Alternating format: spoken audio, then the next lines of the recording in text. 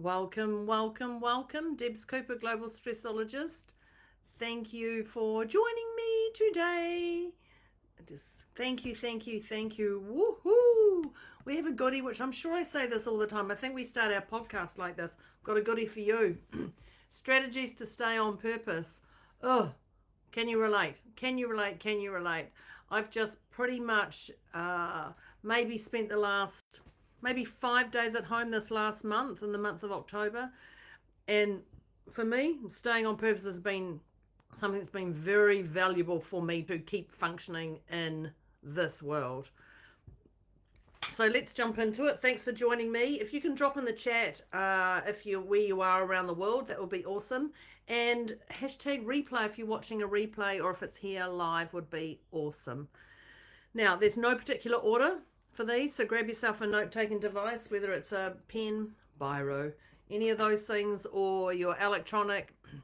That would be great, because I'm going to give you some tips that I believe are very valuable. I live by them. They're what gets me through, clearly what's getting me through the last month, and to allow me to keep functioning forward. So, tip number one is define your outcome. So when I say define your outcome, define what do you want. And when I talk about what do you want, it has to be what do you want over what other people want, because you might want a particular outcome, but being aware that other people have their own outcome agendas is a whole different story. So define that outcome. Just give me one moment as I do this, just that's not very great, and I know my mother will be telling me off right now. I'll just put that little light on. Sorry, Mum, about my boobs. Put them back in there. That's always professional. We love that. That's a bit of professionalism of Deborah. So going back to that, what do you want, not what others want, is really important. Also define your end goal. What's that end journey you're looking for? So when you're defining your outcome, what would you like that end goal to be? A certain amount of money, a certain amount of fulfillment, time off. What does that look like? What is your actual outcome you would like to have this done by? So the more specific and clear you are, the easier your vision and your purpose is going to flow with you. For me, I wrote down, I've just spent 3 days with Dr. John Demartini on the world, which is his residence of where he lives. And I took a group of, mastermind group of my beautiful clients along to that. And that was pretty phenomenal. Now, what I did to get on there was I definitely defined my outcome. What is it, that purpose I'd like to have? What is that outcome I'd like it to look like? What is that? And when I got really specific and clear, of course, all the opportunities opened up for me, because I knew exactly what I wanted and where I was going. So the next tip I'm going to give you is actually called BD. And BD stands for brain dump. Brain dump. When things are in your head, you can get chaotic, discombobulated, frazzled, any of those things. So the key is to get it out of your head and put it on paper. Get it out, get it out, get it out. List it all. List everything that needs doing for your purpose. Even the things that are driving you insane at home, or the kids, or you've got to pay bills, or any of those things. Get it all out of your head, because when it's in your head, it's like a Christmas tree lights that are just tangled up, and you open the box and you're like, no way, which some of us are going to have to be dealing with very soon. So list it all, list everything. Then read the list aloud. Now, once you've read the list aloud, you're going to hear your own voice go, if it's something that doesn't feel right for you. So your body will actually tell you if you've missed something. So just listen. So not just listen and write it all out. There's purpose behind every strategy I'm giving you. Read the list aloud, outside your mouth, like I'm talking now, not in your head, because it's going to feel differently. And when you're reading in your head, you also can skip words as well. So when you're reading aloud, you're actually articulating every word with precision, and precision. That's all. So the next tip is the 4 Ds. And this just seems to be coming up at least once a week in any of my consults. And the 4 Ds are: do it, defer it, delegate it, or dump it. So when I'm talking about doing it, I'm meaning just do it. Get it done. Done. That's it. Done. Defer it means it's not going to work right now, but I'm going to do it at 3 o'clock today, or I'm going to do it at 4 o'clock tomorrow, or whatever that is. Defer it means I'm not going to get it done, but please respect yourself and defer it to that time. Now, when I say delegate it, we want to delegate it, meaning to give it to somebody who loves to do whatever you're delegating. So if you give it to somebody who doesn't want to do it, you're literally going to become a micromanager yourself. So you trust when you give it to them, it's done. So delegate it, done. And my favorite one is dump it. Just dump it. Dump it. No, I'm not doing it. It's gone past. It's past the expiry date. I'm just going to dump it. That's it. And just any of those 4Ds will help clear your mind up to start thinking bigger about how to stay on purpose. The next one I'm going to talk about is a time frame. So time frame the list that you've got. We've brain dumped everything down. We're looking at the do, delegate, defer, dump. I would like you to keep a time frame on that. Now, when you do your time frame, keep it realistic. If you don't keep it realistic, it's going to get a little bit discombobulated. So keep it realistic. And if you're working with others, ensure that they're up to speed, but it also comes back to you. If you're the one who's delegated to somebody else, it still comes back to you. They may say they're going to get it done to you by Monday. They may come to you Monday morning and say, I haven't done it. It still comes back to you to check in with them to do it. But don't be a helicopter parent. Don't be a micromanager. Forget this stuff. There's a trust level there. If at the start you know they can't do it, don't give it to them. If you've given it to the wrong person, this is your accountability if they don't get it done. This is all yours. It all comes back to you. Totally.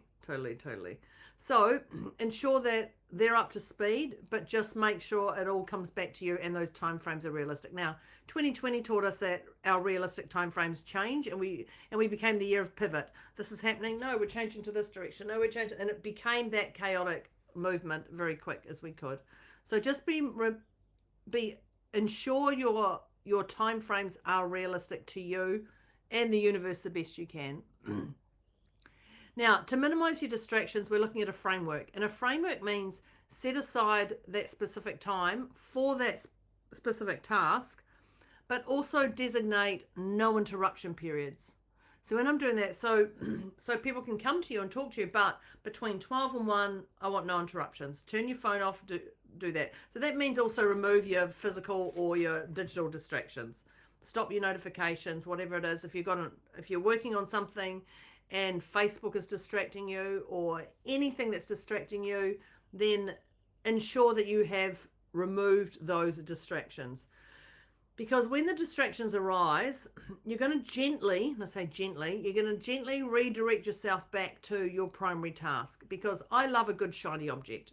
Don't get me wrong, I can be talking to you and I can see something blingy and glittery over there and I get a little bit distracted. But it's actually just redirect myself to my primary task of what's in front of me. So you want to minimize those distractions as much as you can. The next one I'm going to put is, how are we going for time? We're going exceptionally great for time. The methods I use, because there's a thing called overcoming self-doubt. And so self-doubt often appears when you're challenging yourself. Can I do this? Am I doing this? Should it be somebody else? Have I been given all this information? Am I on the right time frame? There's that whole element of self. Now, self-doubt is just something that keeps going round and round and round in your head. So you're going to remind yourself of your past stories that you're attached to. Now, it doesn't matter if they're big stories or they're small stories, whatever it is, it's just a story. So you're going to remind yourself of your past stories that you have achieved before. You've done it before. You've survived these things before. You've taken on new challenges. Think about when you first rode a bike. Think about when you first had to pick up the phone and ring somebody, make a doctor's appointment, like you get nervous on the phone, but you can still do these things. So remind yourself of those stories that you've been attached to and just know that you've been through those before. If you'd like to keep a journal, go for it, to track those successes, anything like that, then go for it. But for me, I don't need to keep a journal. I know what I've done that I think is positive, and I know what I've done that I think is negative, and I just keep a track of that mentally in my head. But if you're better putting it in your phone, then go for it, whatever works for you. The next tip I'm going to say is pause or rest. I'm not going to say break. I'm going to say pause or rest. And what I want you to do is protect your energy. And so to do that, you're going to create pauses throughout the day. If we say break, take a break. It just sounds like you're going to break your arm, your leg. I'm just cautious of these little words. So protect your energy by slotting in pauses throughout the day to ground yourself. Whatever that is, I'm going to go outside. I'm going to talk about my little glitter in a minute. But protect that energy because that's really important. And this gives your mind and body time to recharge, whatever that is, which I'm going to talk about my glitter soon. Because I think that's important for that pause and rest. There's a word I don't really like, and it's called boundaries. But I'm going to put these boundaries in here because if someone can tell me a new word for boundaries, I'll be more than happy. So I want you to create those boundaries.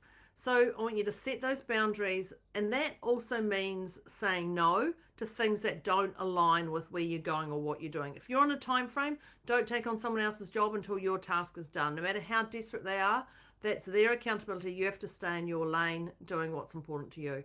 So you can politely decline or delegate tasks where possible, but you must use clear communication. Clear communication is the only way to get forward in this world, because when there's missing information, frustration happens. So this also reserves your time and energy when you create those boundaries for the things that matter the most, whatever that is. Now, this is a word, routines. Oh, even just saying routines makes me have a little bit of a cringe. So I want you to know that there's sustainable routines. So you're going to create a consistent and daily routine that feels natural and sustainable. So start small. And when I say start small, the truth is just start. So let's just drop the word small out. So start by integrating those habits that are in alignment with your goals. Start by those things, integrate of your habits that are in alignment with your goals. And they're in alignment with your goals. And that could look like morning planning, or before you go leave the office at night, what do I have to do tomorrow? What are the high priority action steps? So take 30 minutes at the end of the day or anything like that, just to get yourself in order for when you come in. Because when you have that come in the morning, and you can actually look at that, and you look at that list, you can actually look at that list and go, okay, this is not that bad a day. I've actually can achieve these things. Because as we know, the list you do the night before, when you're in the next day, things might change. You might have 5, 10, 15 other things added to that list. So at least you've got some clarity that you're bringing over yesterday's stuff to today. So it's really important to also regularly check in on your progress, because then you go, yes, I can do that, I can do that, I can do that. And so building those routines, actually allow you to stick without feeling forced or overwhelmed. It's like this is flowing. And when things flow, we know what happens when things flow. It flows. Now, to realign yourself back with your purpose, once you've done these things, would like you to regularly check in with your goals and ensure that they're still aligned. Is this goal actually what I really wanted? Now, it's not no, I'm not doing this, and cross it all off and deviate to a completely different area. Just check in to go, is this actually still the goal? Am I still going to where I want to go? How far time? And it's okay to pivot and change. Nothing is set in concrete. So when you feel you're off track, if you can feel yourself just going off center, go back to this video. Go back, if you haven't taken those notes, go back, and all my strategies will help you here reconnect. Whether it's just one or more, they will pull you back into alignment. So the other thing is, don't take life seriously. I'm a firm believer of not. And if you meet me in person, you'll know that. And I've been told my social media doesn't even show who I am as a person. But I want you to know that life is here to have fun. Life is here to be fulfilling and exciting and uplifting and invigorating and inspiring. So don't take it seriously. You're human. You have human emotions. There's a whole lot of things that are going on in our world around us, left person to the right person, to whatever's happening around you. So don't take life seriously. Life doesn't have to be serious. You don't have to be serious. And this is in all circumstances. You're human, having human emotions. Don't suppress those emotions, because that's one of the worst things you can do. Now, I know I talked about my glitter earlier, and I'm going to give you my glitter bomb. And a glitter bomb, if you've watched me before or heard me before, I reference glitter bomb often. So the glitter bomb is anything that lights you up. Pull yourself back to those 4Ds. Have a look at those. And when you're looking at doing stuff, ensure that you've got time for your glitter bomb. So that could be just going outside and putting your feet on the grass. It could be feeling the wind in your hair Maybe not if you've just been to the hairdresser. Could be putting on your favorite lipstick. Whatever it is for you. Could be listening to a podcast. I know this exceptional podcast. It's called Deliciously Motivated Mindset Conversation with Debs and Moira. I'll put the link in the chat there if you want to listen to that. That's my podcast with my buddy. Whatever it is, it's the things that light you up. Now, for me, I know when I put on red lipstick, I feel such a different person, or I spray perfume, and I know some people are not going to do those things, and that's okay. But whatever it is, I know men have their favorite undies. Whatever that glitter is, do that glitter. Go outside, stand in the rain. Go outside, stand in the sun. Just appreciate what you have and don't have right now. And these are the glitter moments that help keep you moving. The other one is no nonsense. There's a no nonsense approach to mental health, and I would say I have a no nonsense approach to mental health. So mental health is really the foundation to all of my strategies I've given you right here. I personally have a straightforward approach. I can acknowledge your needs. I can act on what's in your control, not other people's control, your control, and I can prioritize your well-being without an apology, because you're going to be fulfilled in yourself. So by taking that no nonsense stance, you're going to empower yourself to meet your challenges with resilience and clarity. Now, you're not alone in this journey. You're not alone. You never have been. You never will be. Even if you think you are, you're not alone. So please reach out to me. I'll drop my details in the chat. Please reach out to me, because you don't have to do this alone. So to wrap up today, I've talked very fast, I think. I talked very fast, a little bit fast. So to wrap up today, the purpose of today is to provide you with the strategies to stay on purpose. Clearly, the strategies I was trying to give you are to stay on purpose. So each of the strategies I've given you will give you a practical way to protect your purpose and make purposeful decisions every day that are achievable. So remember, managing stress isn't just a luxury. It's actually crucial for long-term productivity. It's actually, when I say productivity, it's not just at work either. I'm talking about in the world outside of work as well, as where your long-term productivity is. You want to live to a healthy, decent age before you go. So I trust that you got some value from today. If you like this, the next step I'm going to give you, if you really like this, the next step I'm going to give you is, what is your favorite strategy I've given you? And are you going to implement it? That's all I'm going to say. What's your favorite strategy, and are you going to implement it? Because the strategies I've given today are for you to stay on purpose. Nothing can get in your way when you're on purpose and you know exactly where you're going. That's me, Debs Cooper, Global Stressologist. Thank you for joining me today. I will see you with an inspired vision next week with a goodie video. Thanks. Bye.